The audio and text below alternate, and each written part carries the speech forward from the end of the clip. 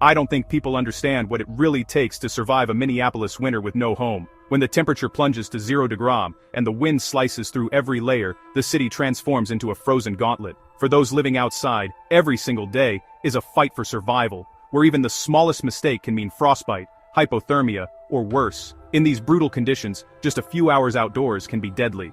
Frostbite attacks expose skin in minutes, fingers, toes, noses, and ears go numb, then burn, then freeze. Hypothermia sneaks in, lowering your body temperature until confusion and exhaustion take over, making it harder to fight back. For hundreds on the streets, survival isn't just about being tough. It's about being smart, creative, and sometimes relying on the kindness of strangers. People adapt fast, finding the warmest corners, learning which buildings stay open late, and figuring out how to stay invisible enough to avoid trouble, but visible enough to get help if needed.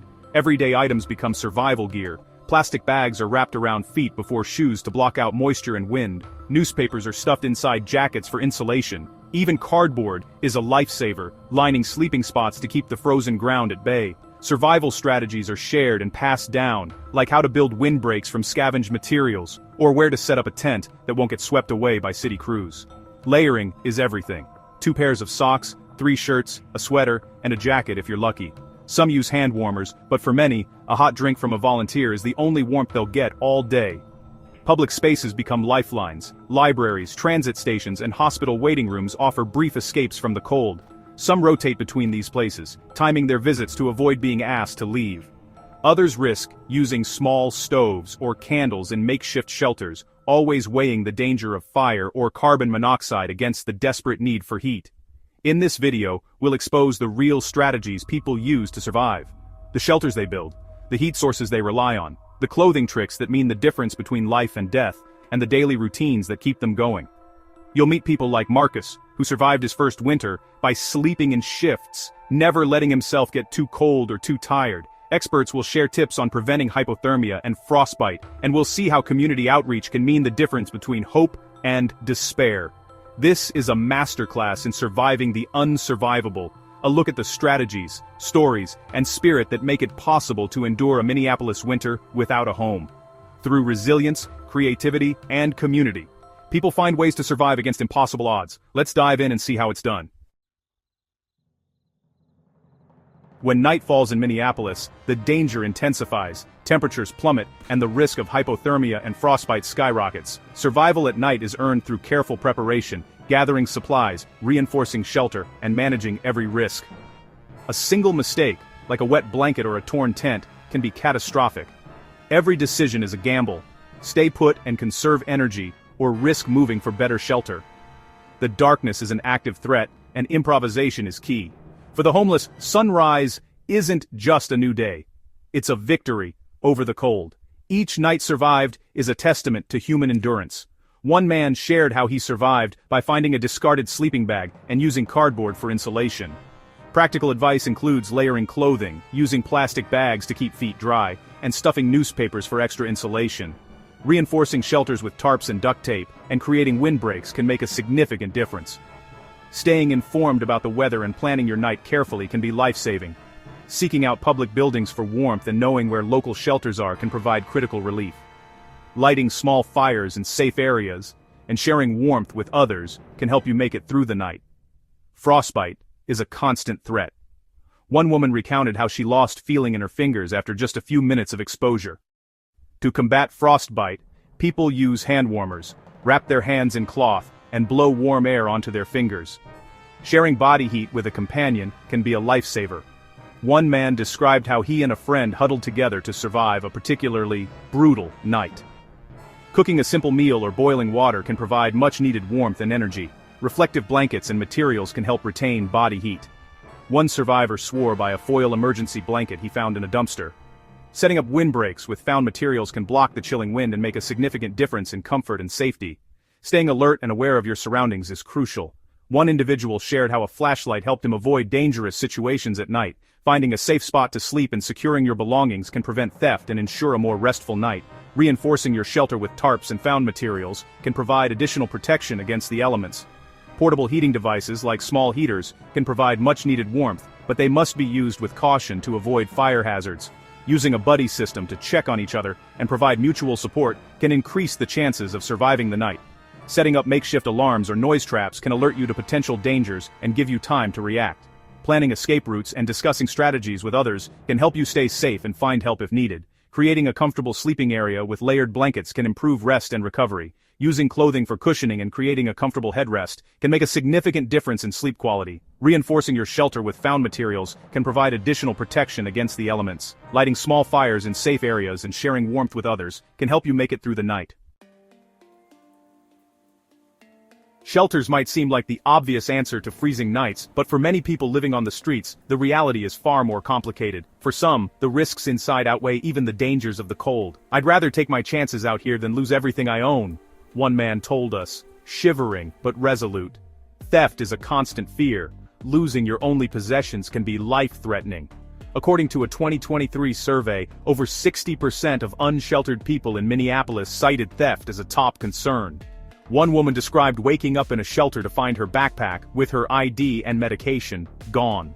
In crowded shelters, keeping your gear safe is nearly impossible, and the anxiety never really goes away.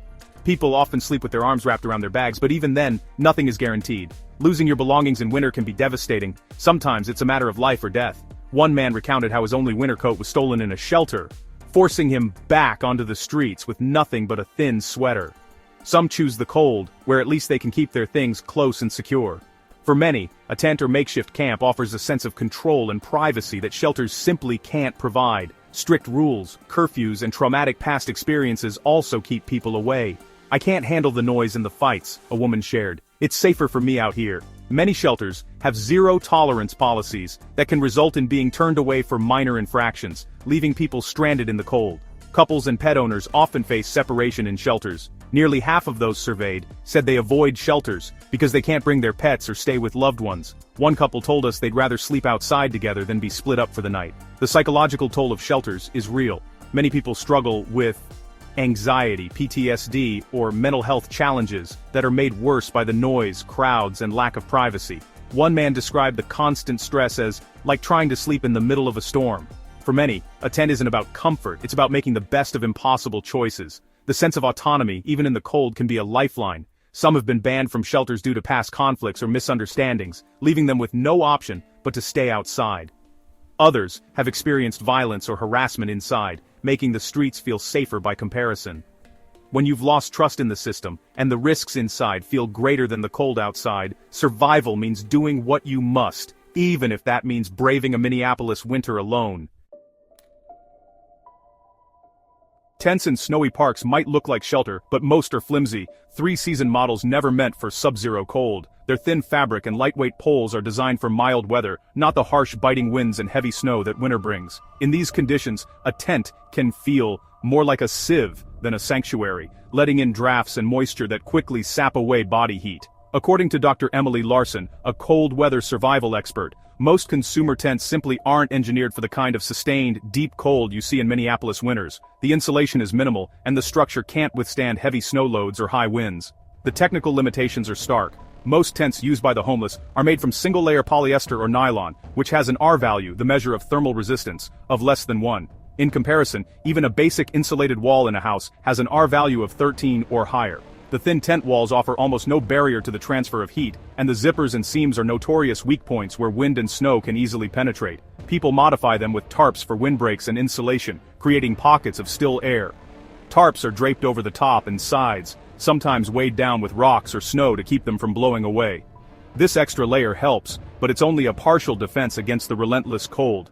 As one outreach worker explains, "We see people using anything they can find, old shower curtains, plastic bags, even traffic cones, to try to block the wind, but it's never enough. The ground is the enemy. Layers of cardboard, rugs, or foam are used to block the cold. Without this barrier, the frozen earth beneath the tent can draw away warmth in minutes, making sleep nearly impossible." One man, Marcus, describes his nightly routine.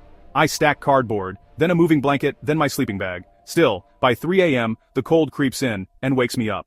Even with these layers, the lack of a true insulated ground sheet means that conductive heat loss is constant. The cold seeps up from below, and any moisture trapped between layers can freeze, making the problem worse. Bubble wrap taped to tent walls adds extra insulation, trapping air in hundreds of tiny pockets. It's a creative solution, but it can only do so much when temperatures plunge far below freezing. Dr. Larson notes, these DIY fixes can slow heat loss, but they can't stop it. The materials just aren't thick enough. Emergency blankets, while reflective, are often too thin to provide meaningful insulation and can create condensation issues, making the inside of the tent damp and uncomfortable. Every material is scavenged and repurposed to build a makeshift cocoon. Old blankets, plastic sheeting, discarded clothing, and even newspapers are pressed into service, layered wherever possible to keep the cold at bay. Outreach teams recall seeing tents insulated with pizza boxes, bubble mailers, and even foam takeout containers. But these materials are not designed for insulation, and they often compress under weight, losing what little effectiveness they have. Despite these efforts, heat loss is relentless, the air inside quickly chills, and condensation from breath freezes on the tent walls, making everything damp and colder still. You wake up and your blanket is stiff with frost, says one woman who spent 3 winters in a tent. The lack of ventilation, combined with the need to seal out drafts, creates a cycle where moisture accumulates and then freezes, further reducing the insulating properties of any materials inside. Even the best modified tent is a constant battle against the elements. Zippers freeze, seams split, and snow piles up, threatening to collapse the fragile structure.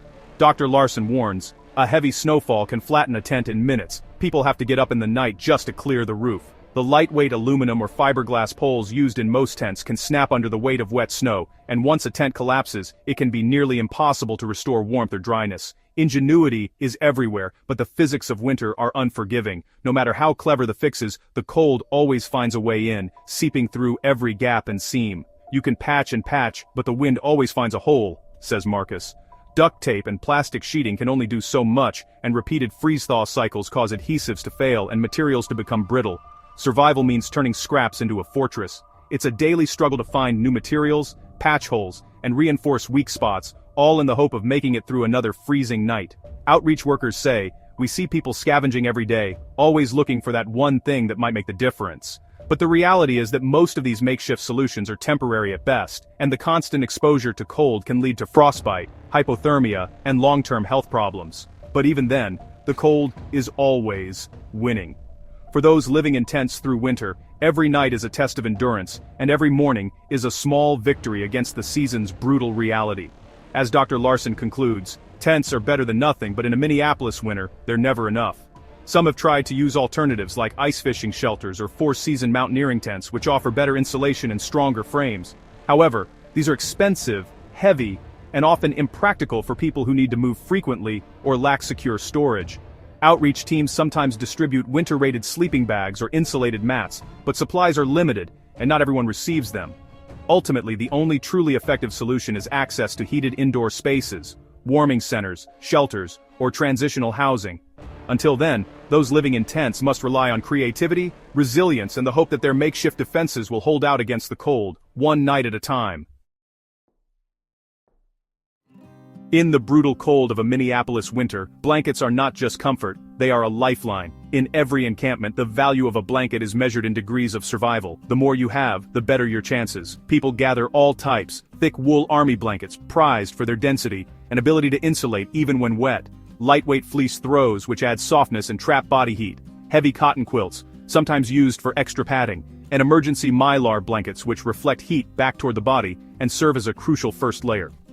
Layering blankets is a survival skill honed by experience. Most start with a mylar or plastic sheet on the ground to block moisture and wind from below. Next comes a thick wool blanket for insulation, followed by fleece for comfort and extra warmth. Some even add a second mylar layer on top to trap rising body heat. Wool and fleece are especially valued because they continue to insulate even if they get damp, unlike cotton, which can become dangerously cold when wet. With sleeping bags in short supply, people improvise by stacking and folding blankets to create layers of trapped air, nature's best insulator. Some fold blankets in half and tuck them tightly around their bodies, while others roll themselves up like a burrito, sealing in every bit of warmth. The goal is to eliminate gaps where cold air can seep in, creating a cocoon of heat. Blankets aren't just for sleeping, they're used to insulate makeshift shelters too. People line tent floors and walls with old blankets, stuff them into corners and cracks, and hang them over doorways to block icy drafts. One person shared that packing worn-out blankets into tent corners stopped the wind from creeping in at night, making the difference between a freezing and a bearable shelter. The golden rule is simple. Keep blankets dry, at all costs. Wet blankets can sap body heat dangerously fast. People share tips. using trash bags as makeshift covers, hanging blankets on fences or railings to dry whenever the sun appears, and rotating blankets so there's always a dry one, ready for emergencies. A wet blanket can be deadly. It accelerates heat loss and can quickly lead to hypothermia. One man described how a single night with a soaked blanket left him shivering uncontrollably, unable to sleep, and dangerously close to frostbite. To protect their most precious resource, people store blankets in plastic bags, brush off snow religiously, and keep a backup dry blanket hidden for emergencies. Some even rotate blankets throughout the night, swapping out damp ones for dry to maintain warmth. In the fight against winter's deadly chill, a dry, well-layered blanket is often the only thing standing between life and frostbite. As one woman put it, a good blanket is the difference between making it through the night or not. For those living outside, blankets are more than just fabric, they are the foundation of survival. Open fires might seem like a quick fix for warmth, but in encampments, they're incredibly dangerous and often deadly. Most tents, tarps, and blankets are made from synthetic materials that are highly flammable. Just one stray spark or ember can ignite these materials, causing a fire to spread rapidly and engulf everything in seconds. Fires in encampments can quickly trap people inside their shelters, leaving little time to escape. In the chaos, personal belongings and even lives can be lost. Because of these dangers, most encampments strictly ban open flames near shelters to prevent deadly accidents. If fires are used at all, they're only allowed in safe designated areas far away from tents and flammable materials, often in metal drums or fire pits. Another major risk is carbon monoxide poisoning. Burning wood or other fuels in enclosed or poorly ventilated spaces can produce deadly, invisible gas. People trying to stay warm overnight with open flames inside tents can be overcome by carbon monoxide without ever realizing it. That's why safer, creative heating methods are essential for survival. Chemical hand warmers, insulated sleeping bags, and portable heaters designed for indoor use can provide warmth without the same fire or gas risks. Battery-operated heaters and solar-powered chargers are effective alternatives, offering heat without open flames or toxic fumes. Reflective blankets, insulated tents, and thermal clothing help retain body heat, reducing the need for risky heating methods. Always follow safety guidelines when using any portable heater. Proper ventilation, regular safety checks, and using devices as intended can prevent accidents and save lives. Using a carbon monoxide detector in your shelter is another smart precaution, alerting you to dangerous gas levels before it's too late. Sharing knowledge about fire hazards and safe heating alternatives can help protect everyone in the community during harsh winter months. Without open fires, people facing harsh winter conditions are forced to get creative to stay warm. In makeshift shelters and tents, the risk of fire is ever present, so safer alternatives are essential for survival. Over the years, many have developed step-by-step DIY heating solutions that are both effective and relatively safe. These methods are born out of necessity, using affordable and easily available materials to create warmth without the dangers of open flames. One popular method is the clay pot heater. Simple, ingenious devices powered by tea light candles. These small candles are easy to find, inexpensive, and burn for hours, making them ideal for this purpose. Here's a detailed guide on how you can make one yourself, along with important safety tips to keep in mind. Step 1. Gather your materials. You'll need a few tea light candles, 2 or 3 unglazed clay pots of different sizes, a metal tray or fireproof surface, and some metal washers or nuts. Step 2. Place the tea light candles on the tray and light them. Step 3. Stack the clay pots upside down over the candles, using the washers or nuts between the pots to create space for airflow. The pots will absorb and radiate the heat from the candles, creating a gentle, steady warmth. For added safety, always use a fireproof base and keep the heater away from flammable materials like tent walls, sleeping bags, or loose clothing. As the candles burn, the clay absorbs and radiates heat, gently warming the tent by a few crucial degrees. The warmth is subtle but steady, making a real difference in freezing conditions. Because the flame is contained and the heat is distributed through the clay, this method is much safer than an open fire or exposed flame, reducing the risk of accidental burns or tent fires. Always ensure there is adequate ventilation in your shelter to prevent carbon monoxide buildup, and never leave the heater unattended while burning.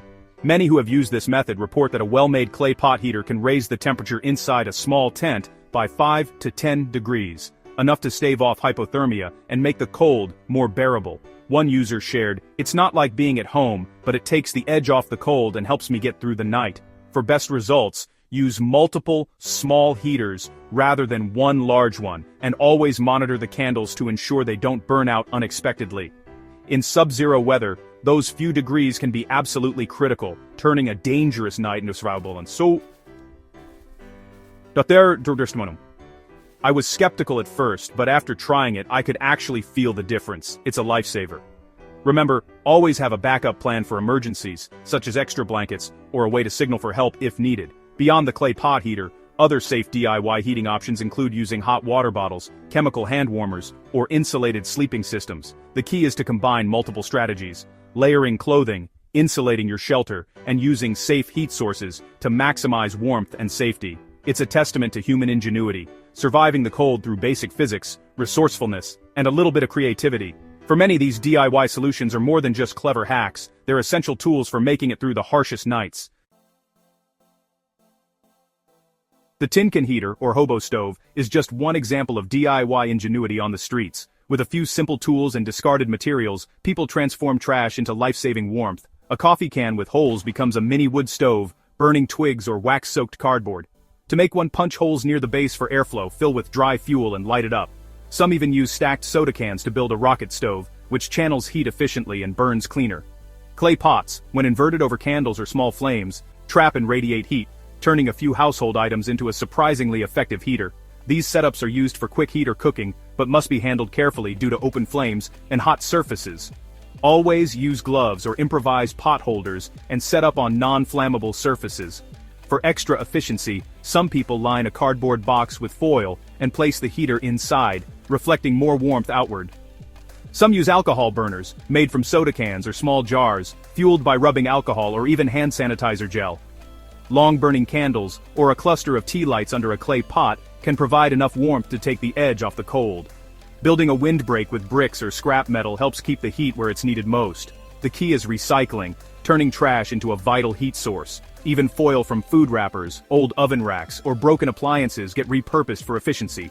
Insulating around the heater with cardboard or fabric scraps can help trap more warmth. It's not for overnight warmth, but for a hot meal, dry socks, or warm hands. These solutions are invaluable. A tin can heater can boil water for tea, heat up soup, or dry out wet clothes, small comforts that make a huge difference. Every bit of heat counts in the fight against the cold. Small victories, like a hot drink, a shared meal, or simply warming your hands, can lift spirits and save lives. Sharing these ideas and teaching others how to build recycled heaters spreads hope through the community. Survival means making the most of what others throw away. Creative solutions and shared knowledge turn discarded scraps into hope, and sometimes into real success stories. Whether it's a simple can heater or a more elaborate setup, these recycled heat sources prove that resourcefulness and community can help people endure even the harshest winter nights. Your first and most important shelter is your clothing. Layering is the difference between staying warm and risking hypothermia. When you're exposed to the elements, what you wear can literally mean the difference between life and death, especially for those living on the streets or spending long hours outdoors in winter. Experts stress that the right materials and strategies are crucial for survival, but what does that really mean in practice? Let's break it down. Multiple thin layers trap air, creating pockets of warmth that insulate your body far better than a single thick coat ever could. Start with a snug base layer, then add progressively looser layers. Each layer works together to keep you warm, and you can add or remove them as your body temperature changes. Experts recommend at least 3 layers: base, insulation, and shell. The science behind this is simple. Air is a poor conductor of heat, so trapping it between layers slows down heat loss from your body. Avoid cotton at all costs. It soaks up moisture, loses its ability to insulate, and can actually make you colder. Wet cotton clings to your skin and draws heat away, which is dangerous in freezing conditions. Instead, choose synthetic fabrics like polyester or natural fibers like merino wool for your base layer, as they wick moisture away from your skin.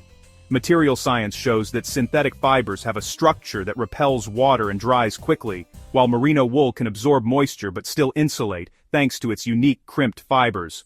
The ideal system is threefold. Start with a moisture-wicking base to keep sweat off your skin, add an insulating middle layer like fleece or wool, and finish with a windproof, waterproof shell to block out the elements. Experts recommend fleece or down for insulation, and a shell made of materials like Gore-Tex or coated nylon for maximum protection. This combination keeps you dry, warm, and protected. Fleece is lightweight and traps heat even when damp, while down is incredibly warm but must be kept dry to work well.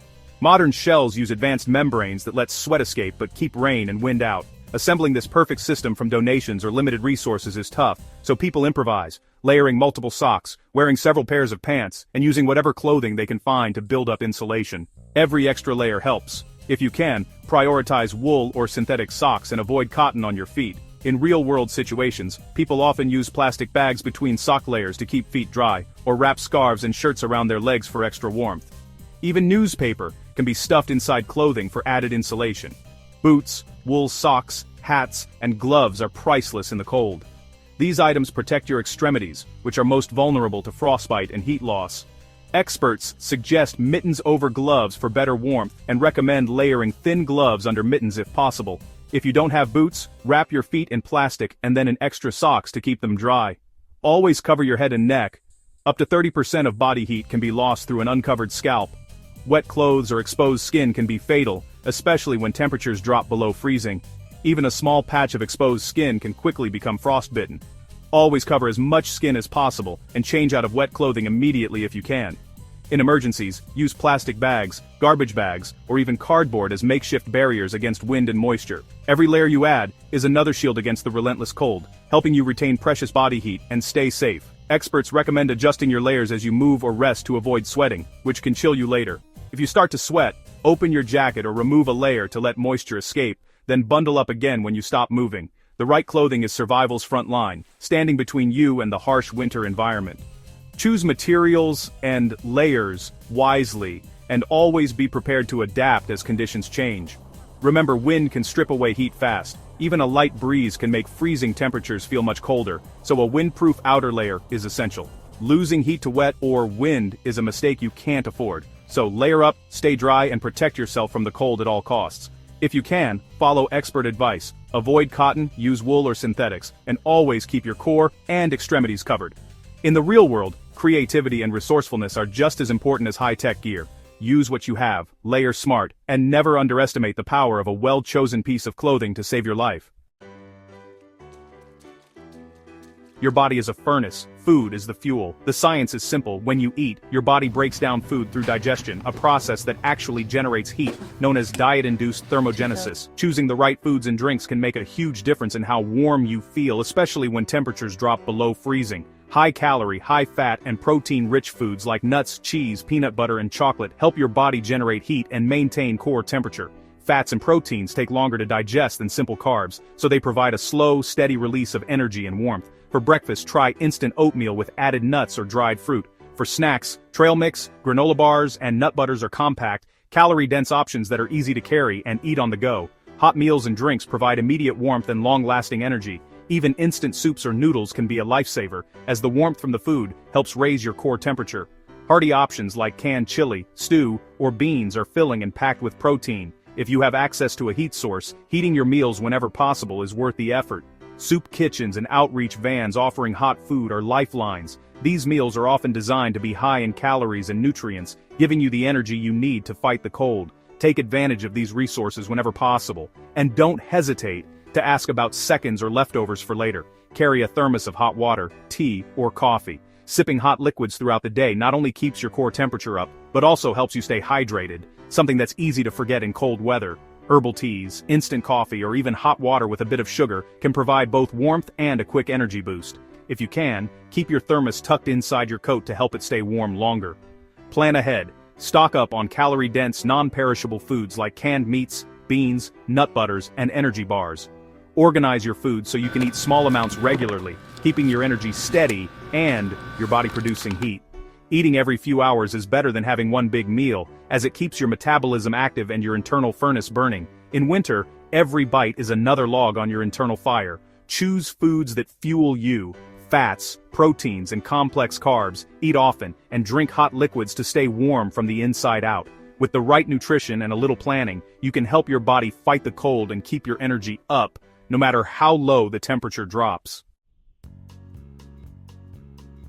Dehydration is a hidden danger in the cold. Your thirst response drops, but water loss continues. The body loses moisture through respiration, as every breath in frigid air releases water vapor, and through sweat trapped under heavy layers. In fact, studies show that cold-induced diuresis, a process where your body increases urine production in response to cold, can further accelerate fluid loss even when you don't feel thirsty. Breathing cold air and sweating under layers both drain fluids. Even if you don't feel thirsty, your body is steadily losing water. The dry winter air also increases insensible water loss from your skin and lungs, making it easy to underestimate your hydration needs. Dehydration thickens blood, raising frostbite and hypothermia risks. When blood volume drops, circulation to extremities worsens, making it harder to stay warm.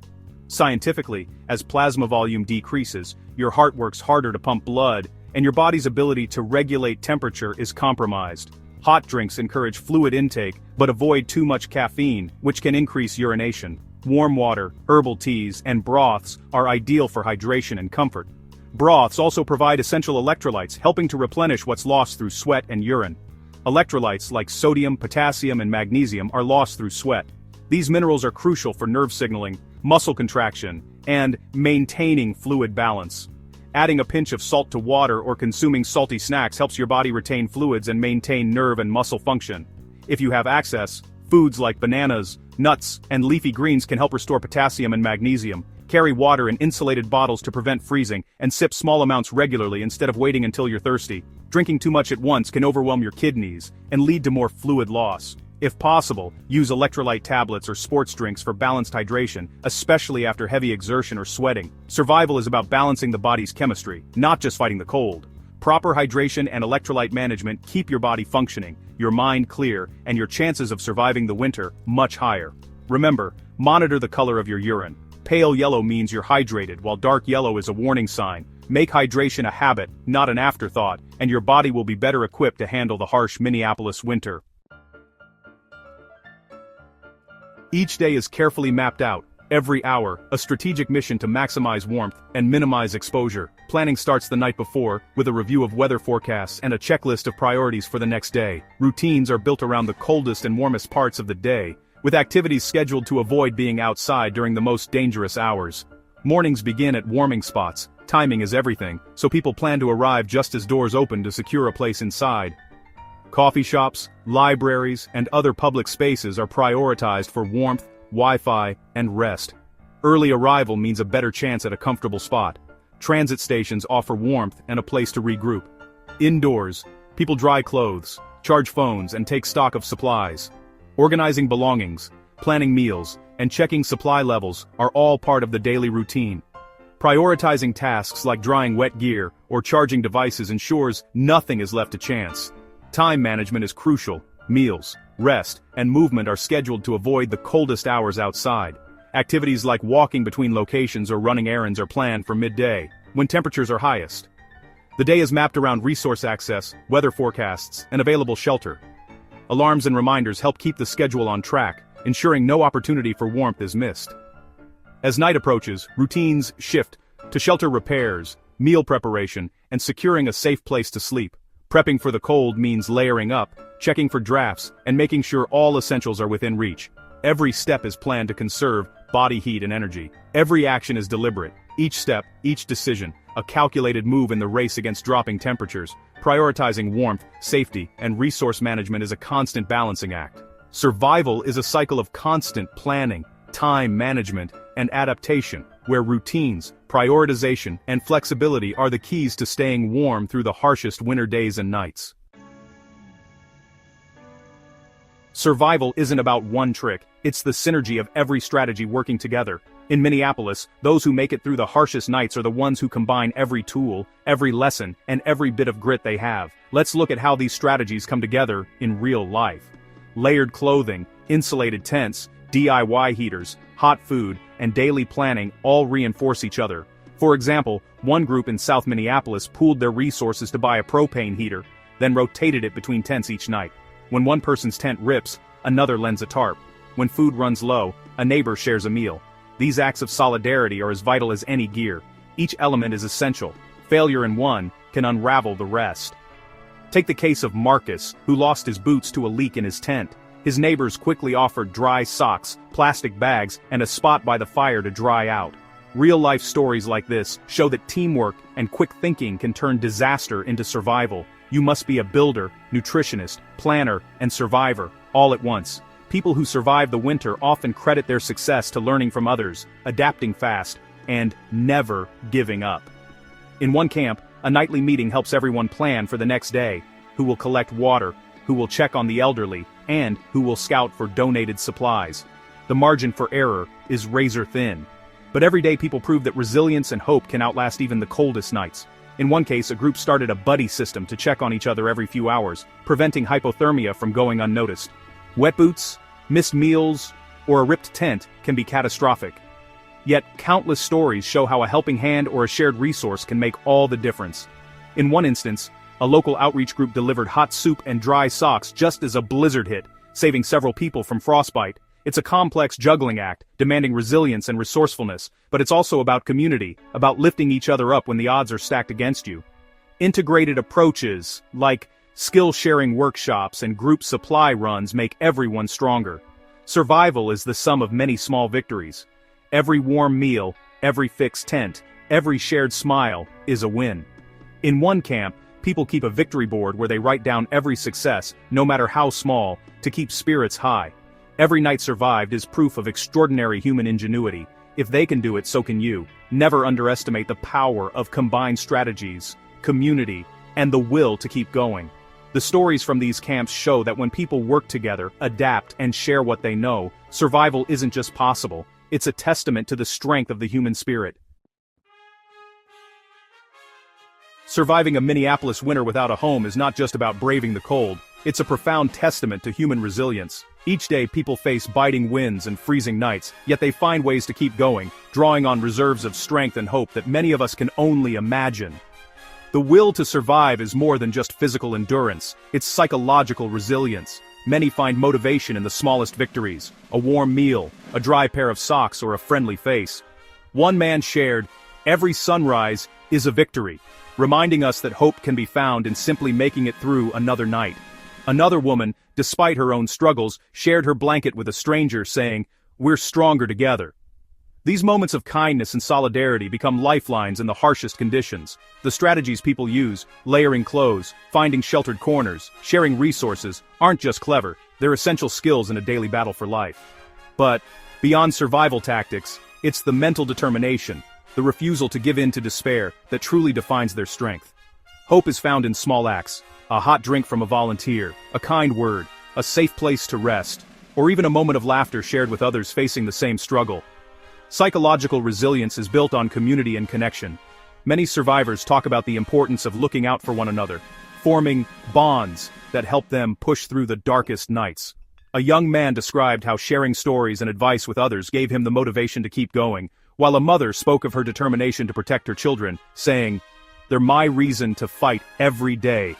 Through every challenge, the will to survive shines brightest in the darkest cold. The resilience and hope shown by those facing homelessness in winter is a powerful reminder of the strength within us all.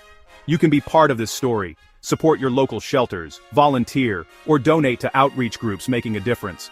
Even sharing this video helps raise awareness and brings us one step closer to real solutions. Together, we can build a community where no one has to face winter alone. Hope survives when we